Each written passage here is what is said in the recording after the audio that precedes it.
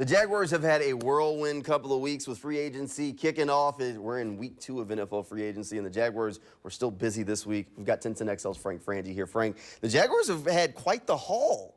They got a lot of players. I think they made their football team better. I've been telling you this. I think they're in their window. When you're in your window is when you get busy and get a lot of stuff done, and that's what they've done. I think their team's better. Eric Armstead's a big addition. I really believe that.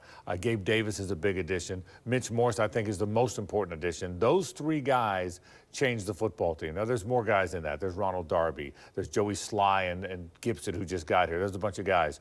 But Morse makes the team better. Gabe Davis makes the team better, and Eric Armstead. I think those three players changed this football team, which is what they needed to do. All right, let's start with the biggest one of the list, not just in size, but name value, Eric Armstead. Frank, that was a big haul for the Jaguars. Trent Baalke actually drafted Eric Armstead before he left San Francisco, now brings him to Jacksonville. This is a dude that's fresh off playing in a Super Bowl, had a sack and 6 tackles in the Super Bowl game. This is a big get for the Jaguars defense. They were not getting interior pass rush, Jamal. That's what they missed. Devon Hamilton was never quite healthy after he got sick before the season began. Foley Fatukasi didn't play well. Roy Robertson-Harris was better 2 years ago. He's a good player. He's going to be fine.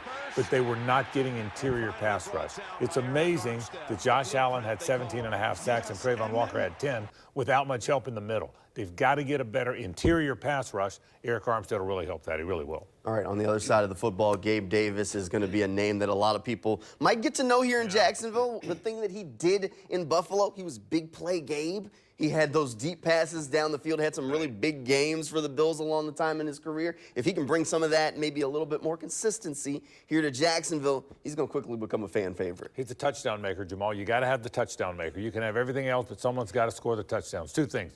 Number 1, he can separate. Sometimes separating isn't how fast you are. It's do you have 2 or 3 gears. Jerry Rice couldn't outrun people, but he had about 3 gears, and nobody ever caught him when he got deep. I'm not saying Gabe Davis is Jerry Rice, but I am saying he's a guy that's got 2 or 3 different gears. The other thing is he's a big body guy. He's 6'2", 220, and big body guys help you in the red zone. Their red zone offense will be better because of his physicality in the red zone.